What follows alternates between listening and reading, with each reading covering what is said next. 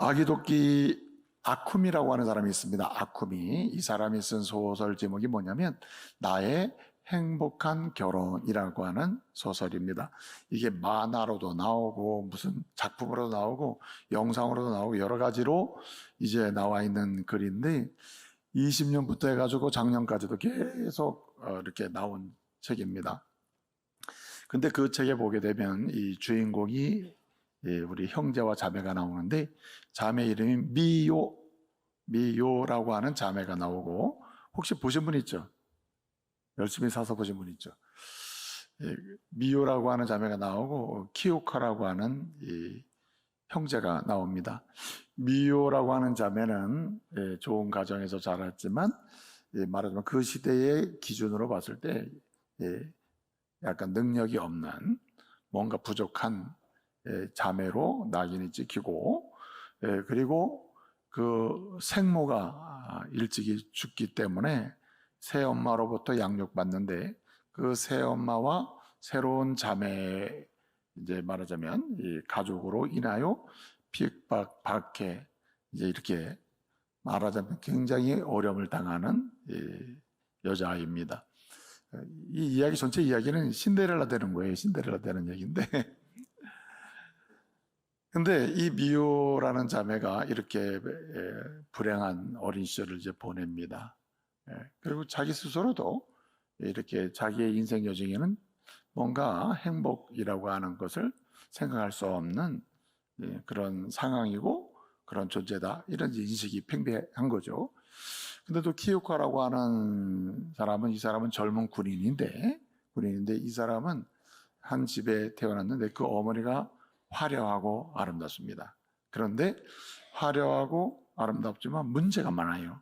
말하자면 아들로서 어머니에게 실망과 낭망을 하게 되고 인격적으로 자랄 수 있는 여성에 대한 잘못된 이해라든지 이런 것을 갖게 되면서 자라게 되는 겁니다. 그래서 이제 이 군인이면서 젊은 형제인 이 키오카라고 하는 사람이 여러 자매를 만나도 며칠 못 가는 거예요. 교제가 안 되는 겁니다. 근데 어찌되었든 미유라는 자매가 이 형제랑 만나게 된다는 얘기입니다. 양쪽 다 어렵고 힘든 상황에서 그런 정서적 또 과정적 환경이 있습니다만은 서로 함께하는 가운데 이해하게 되고 서로의 가치를 발견하게 되고 그래서 행복한 결혼 생활을 하게 된다 하는 이야기예요. 근데 나의 행복한 결혼은 책이 이제 한국 번역판의 상권 후반부를 보게 되면은 말하자면은 과거에 불행했던 시절을 해고하면서 결혼이라는 것을 통해서 새로운 행복의 가정으로 들어가는 그런 여정 속에 있는 이 자매가 독백적 고백을 합니다. 그 고백이 뭐냐면은 이런 얘기예요. 나는 그저 많은 것 원하지 않고 돈을 원하는 것도 아니고 명예를 원하는 것도 아니고 세속적 쾌락을 원하는 것도 아니고 그냥 나라고 하는 사람은 지극히 작은 행복만 그냥 원했을 뿐인데 그 지극히 작은 그것이 자신의 인생을 새롭게 세워주고 받쳐줘서 새로운 인생을 시작하게 되었구나 하고 독백적 고백을 하는 이야기가 나옵니다. 그 작은 행복이 뭔지는 단정적으로 말할 수는 없으나 흔히 세상적인 조건은 아니고 틀림없습니다. 예컨대 여러분 결혼 생활하면서 행복하려면 조건이 뭐가 있어야 됩니까? 리차드 포스터라고 하는 영성신학자는 사람이 조건으로 여기는 게 세 가지가 있다고 합니다. 그냥 세속적으로 일반적으로 결혼의 행복한 조건으로 그냥 검증이 되든 안 되든 인정하고 그냥 그대로 그걸 추구해 보려고 하는 조건이 세 가지가 있는데 그 첫 번째가 돈입니다. 돈이 있어야 행복하다 이렇게 생각한다는 거예요. 두 번째는 권력, 명예, 또 이만큼 좀 인정도 받고 권력도 있고 힘이 있어야 행복하다 이렇게 여긴다는 겁니다. 그 다음에 세 번째는 섹스입니다. 흔히 사람이 누리는 쾌락이 보장이 돼야 행복하다 이렇게 여긴다는 거예요. 그래서 돈, 권력, 섹스라고 하는 제목으로 리처드 포스터가 이제 글을 쓰는데, 이 세 가지 조건이 세상적으로 보통 행복의 조건이다 이렇게 생각한다는 거예요. 근데 이 아쿠미가 쓰는 이 소설에 미호라고 하는 이 여인의, 또는 뭐 키요카라고 하는 이 남자의, 미호가 고백하는 이 얘기는 이 조건이 갖춰졌기 때문에 나는 행복이 아니고 그걸 작은 행복으로 보지 않았다는 거죠. 그리고 그것이 자기 삶을 지탱시킨 것이 아니라는 거죠. 말하고 있는 작은 행복이 자기 삶을 의미 있게 만들고 지탱하게 됐다고 얘기하는 거예요. 여러분, 오늘 여러분은 어떻게 부부의 행복을 추구하고 있습니까? 가정의 행복을 추구하고 있습니까? 돈을 벌면 행복하겠죠. 돈 벌려고 많이 애를 쓰십니까? 뭔가 성공하면, 나름의 명예를 얻고 권력을 얻으면, 존중받고 인정을 받으면 행복할 거다 생각하고 부단히 노력하고 있습니까? 아니면 남들처럼 재미있고 쾌락을 좀, 남들이 누리는 쾌락을 확보해야 이게 행복한 인생이니까 그것을 추구하고 있습니까? 도대체 부부의 행복을 위해서 뭘 추구하고 있습니까? 어떤 확신을 가지고 가정의 행복을 확보하기 위해서 추구하고 노력하고 있습니까? 여러분, 오늘 신약 성경에서 객관적으로 가장 행복한 부부라고 인정되는 한 부부가 소개되고 있는데, 그 이름이 브리스길라와 아굴라 부부입니다. 이 부부는 굉장히 행복한 부부로 소개되고 있는데, 사실 신구약 성경 토대로서 부부 이름이 몇 번씩 반복적으로 나오는 경우는 흔치가 않습니다. 특별히 신약 성경을 보게 되면은 부부 이름이 동시에, 남편과 아내 이름이 동시에 6번씩이나 나오는 경우는 없습니다. 그런데 브리스길라와 아굴라 부부는 나올 때 개별적인 이름이 소개되지 않습니다. 브리스길라와 아굴라가 항상 그 본문 속에 존재하고 그 이름이 같이 나오는데 6번이나 나오고 있습니다. 6번. 그 말은 굉장히 행복한 부부라는 거죠. 그 나오는 것도 불행한 조건으로 설명되는 게 아니라 그 물씬 풍기는 느낌, 정서, 그리고 그 상황이라는 게, 야, 이런 가운데서 행복한 사람들이네, 이런 데도 행복하다는 말이네, 이런 것들이 느껴지는 본문의 이야기입니다. 그러면 성경이 말하고 있는, 그리고 신약 성경에서 가장 행복한 부부로서 소개되고 있는 브리스길라 아굴라 부부의 행복은 어디서 오는 겁니까? 돈입니까? 아니면 권력입니까? 아니면 세상적으로 즐길 수 있는 쾌락입니까? 오늘 본문상으로 놓고 봐도 이 세 가지를, 세 가지 중에 하나도 강조되는 게 없습니다. 하나라도 강조되지 않는다는 거예요. 여러분, 오늘 하나님의 말씀을 통해서 저와 여러분의 가정이 돈이 없이도, 그리고 권력이 없이도, 세속적 쾌락이 부족해도 행복한 부부로 더 깊게, 높게, 넓게 세워지고, 다음 세대뿐만 아니라, 자녀 세대뿐만 아니라 이웃 세대들이 우리 마을에서, 우리 집안에서 누구누구 부부는 행복한 부부야, 이렇게 칭송할 수 있고 그들의 이름 입에서 해자될 수 있는 행복한 부부, 행복한 가정으로 세워지기를 말씀으로 축복합니다. 이런 갈망을 가지고 오늘 말씀 속으로 함께 들어가기를 바랍니다. 여러분, 일단은 결론적인 이야기를 한번 해봐야 될 것 같습니다. 이렇게 이야기하겠습니다. 먼저 자기 이름을 붙이고 뒤에 배우자 이름을 붙이십시오. 우리는 누구누구 부부입니다. 이렇게 선포를 하는 겁니다. 우리는 자기 이름 먼저 대고 배우자 이름 대고 부부입니다. 이렇게 하는 거예요. 나는 내 남편이나 아내가 천국에 먼저 갔거든요. 그 천국 가신 분을 불러도 좋고, 저는 원래 혼자 살거든요. 이런 분도 있을 수 있잖아요. 그런 분은 주님을 붙이세요. 예수를 붙이세요. 우리는 예수님과 김미열 부부입니다. 이렇게. 예수님이 영원한 나의 남편이 되시고 또 우리의 신랑이 되시는 분이니까 부끄러워하지 마시고 하시면 좋을 것 같습니다. 자, 한번 해볼까요? 준비됐나요? 처음부터 눈 감고 계시면 안 됩니다. 저는 다 이해하는데 초반부터 눈 감는 건 진짜 예의가 아니라고 생각해요. 눈이 강해 좀 뜨세요. 뜨시고. 자, 시작합니다. 시작. 네, 그러면 한 번 더, 이번에는 말을 하나 붙이는 겁니다. 우리는 행복한 누구누구 부부입니다. 이렇게 하는 거예요. 아셨죠? 하겠습니다. 시작.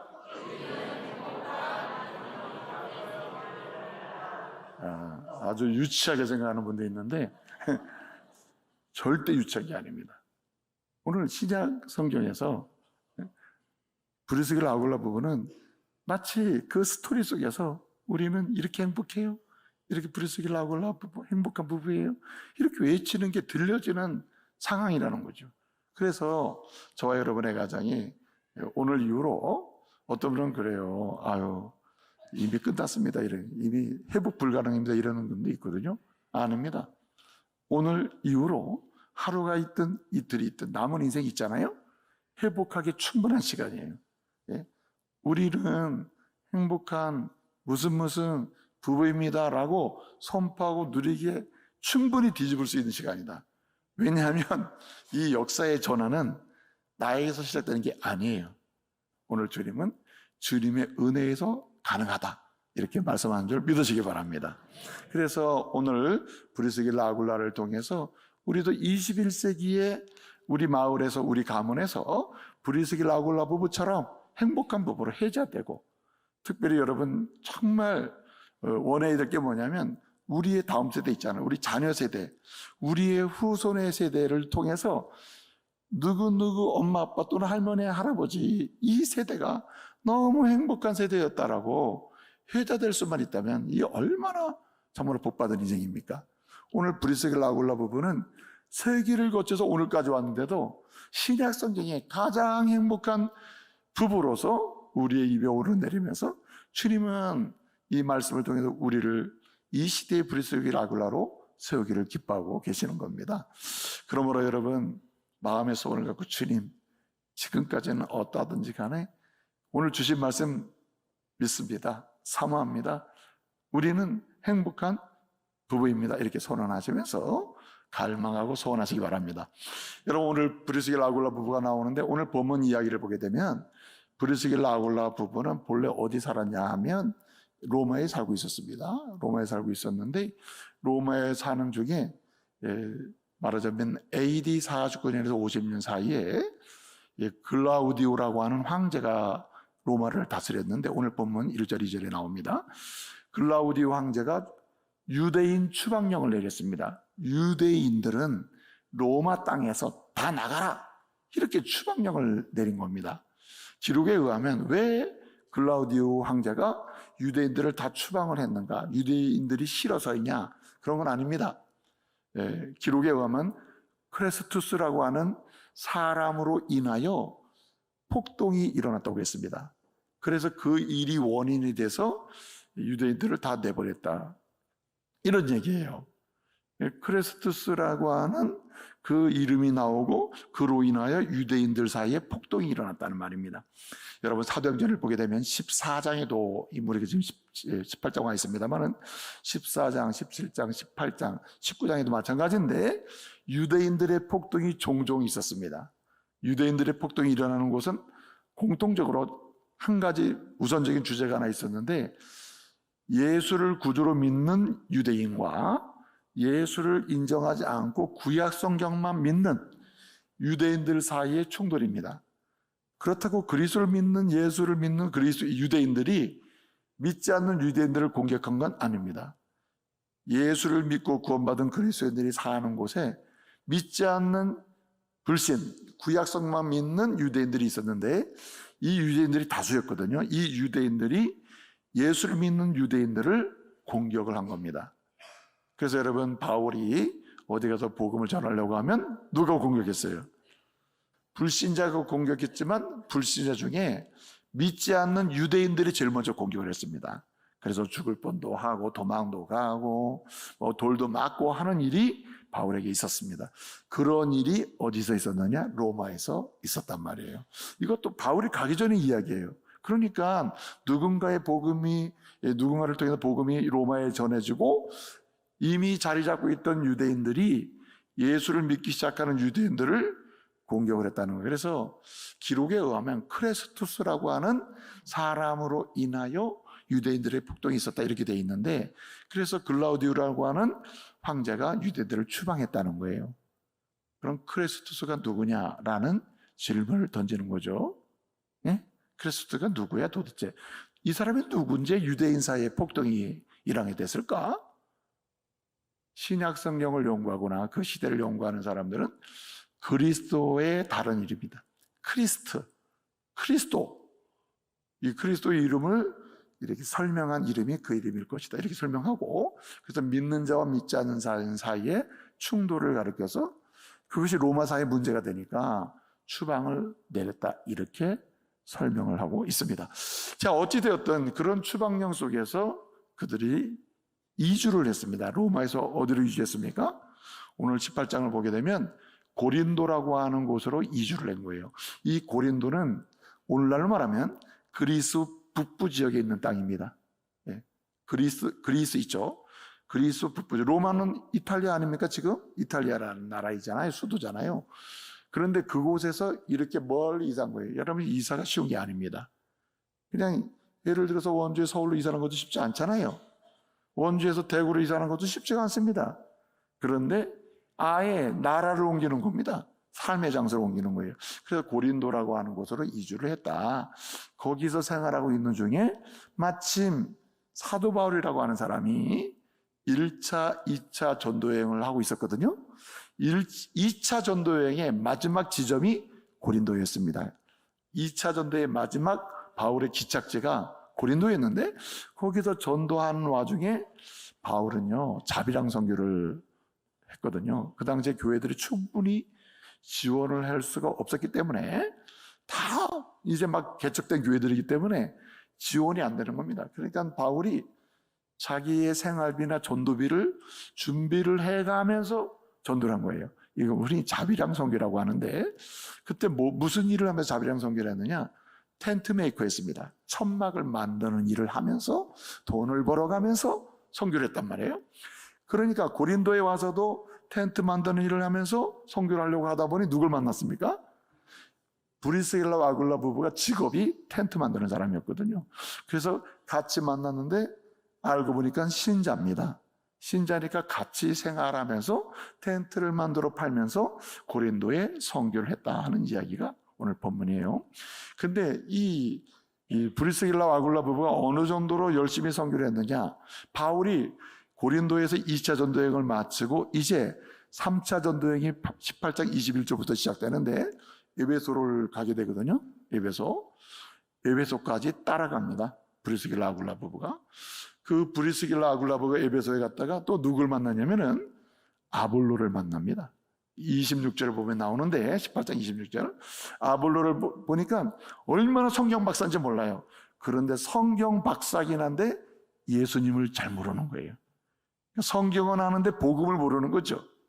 그러니까 26절을 보게 되면 18장 브리스길라 아굴라 부부가 공개적으로 그거 틀렸습니다 이렇게 하지 않고 조용히 들여다가 조용하게 셋이 앉아가지고 훌륭하십니다. 성경을 너무 잘 아는데 그 성경 말씀에 가르치는 분이 예수님이십니다. 예수를 믿어야 구원받습니다. 이래가지고 복음을 알려주는 거예요. 그렇게 해서 이렇게 가르쳐주는 일도 한 사람, 이 사람이 바로 브리스길라 아굴라 부부입니다. 근데 우리가 로마서 16장 3절 4절 말씀을 읽었잖아요. 로마서는 바울이 어디에 쓴 편지입니까? 로마 교회에 쓴 편지거든요. 바울이 로마 교회에 편지를 쓸 때 로마 교회는 바울이 세운 교회가 아닙니다. 이미 복음이 들어가서 교회가 세워져 있었거든요. 그 교회에 바울이 편지를 씁니다. 편지를 쓰면서 마지막 16장인데 16장에서 인사를 하거든요. 마지막으로 인사할 때 3절 4절에 긴 설명을 하면서 누구에게 문안증하라고 합니까? 브리스길라와 아굴라 부부에게 문안하라고 얘기를 해요. 이 말은 브리스길라와 아굴라 부부가 이렇게 바울을 따라다니면서 복음을 전하다가 지금은 어디가 있다는 얘기예요? 1번 서울, 2번 로마. 로마에 가 있다는 얘기예요. 로마에 가 있는 이 브리스길라 아굴라 부부를 언급하면서 문안하라고 얘기합니다. 옛날 기억을 더듬어서 얘기해요. 이전에 나와 함께 복음을 전할 때 나를 도와줬는데 그 도와준 정도가 어느 정도냐? 16장 3절을 보니까 내 생명을 위하여, 바울이 얘기하는 거예요. 내가 전도할 때 내 생명을 위하여 자기 목숨을 내놓을 정도로 그렇게 헌신한 부부가 브리스길라와 아굴라 부부다. 이렇게 하면서 칭찬하면서 인사해라, 문안하라고 얘기를 하고 있는 겁니다. 그러면 추방된 사람이 어떻게 브리스길라 아굴라 다시 로마로 갔을까요? 여러분, 글라우디오 황제가요 54년에 죽습니다. 54년에 죽고 나서 그 추방령이 이제 폐지가 됐습니다. 그 뒤로 추방됐던 다수의 유대인들이 다시 로마로 가게 됐는데, 그때 이 브리스길라 아굴라 부부도 로마로 간 이야기가 오늘 본문의 이야기예요. 이런 부부가 보이는 특성이 한 가지가 있다는 겁니다. 이렇게 움직였던 부부, 로마에서 고린도로, 고린도에서 에베소로, 그리고 어느 시점에 다시 로마로 가 있는 브리스길라 아굴라 부부, 이 움직이는 이 부부의 특성이 있었다는 거예요. 그것은 곧 행복이었다는 거예요. 행복한 부부였다는 거예요. 누가 봐도 행복한 부부였다는 겁니다. 그래서 주님은 말씀하시는 거예요.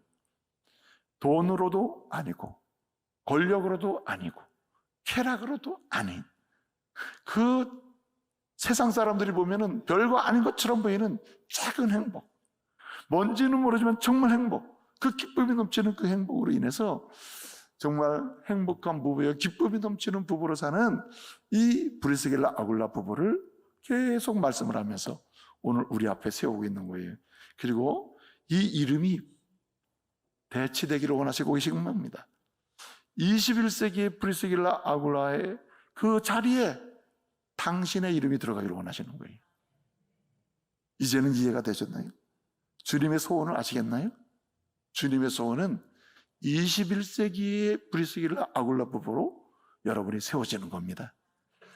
행복한 부부, 감동이 있는 부부, 기쁨이 있는 부부. 그래서 아들, 딸이 보더라도 우리 부모 세대는 정말 행복한 부부였다. 행복한 부부다. 나도 결혼을 하면 우리 아빠처럼 같은 사람 만나고, 결혼을 하면 우리 아내, 엄마처럼 같은 여자를 만나서 정말 행복한 부부의 행복한 가정을 이루기를 나는 원한다. 이런 식으로 그런 부부가 되기를 주님은 원하시고 계신 겁니다. 오늘 아볼로가 막 복음을 전하는데 성경 안에서 엉뚱한 소리를 하거든요. 그러면 당신 틀렸습니다. 바로 이렇게 할 수 있는 거 아니에요? 그래서 브리스길라 아굴라가 어떻게 했어요? 브리스길라 아굴라 부부는 애초부터 겸손히 서로 섬기거든요. 그러니까 겸손하게, 아유 아볼로 선생님 드릴 말씀이 있으니까 잠깐 좀 만나줄 수 있을까요? 불러다가 조용히 아무 사람 없을 때 부끄럼 당치 않도록 어떻게 합니까? 아, 사실은요 제가 다 바울 선생님 통해서 배웠는데 복음은 이거예요. 틀린 게 이 부분이에요. 이 부분만 하시면 아주 잘 될 것 같아요. 아볼로가 어떻게 했어요? 그렇게 겸손하게 섬기는 아굴라 여러분 그 브리스길라 통해서 아유 그렇군요, 잘 알았습니다 하고 훌륭한 스승이 됐다는 얘기가 아닙니까? 여러분, 겸손하게 서로 섬기는 부부를 통해서 자식은 말입니다, 세상 어디를 나가든지 감동을 주는 리더로 성장할 줄 믿으시기 바랍니다. 그러니까요 서로 겸손히 섬기셔야 됩니다. 제가 샤프만의 5가지 언어를 얘기해 드렸는데 이 중에서 한 가지를 선택하셔가지고 오늘 꼭 하시기 바랍니다.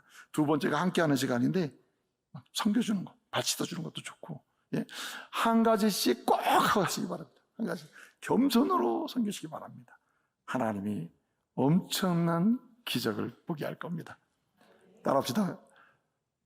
행복의 기적은 나에게 있다. 여러분, 예수를 의지하고 함께 동행하고 겸손히 서로 섬기는 곳에 주님은 행복이라고 하는 파일을 숙여놓고 만들면서 찾아서 먹도록 하고 계시는 거예요. 이 은혜의 주인공 되시기를 말씀으로 축복합니다.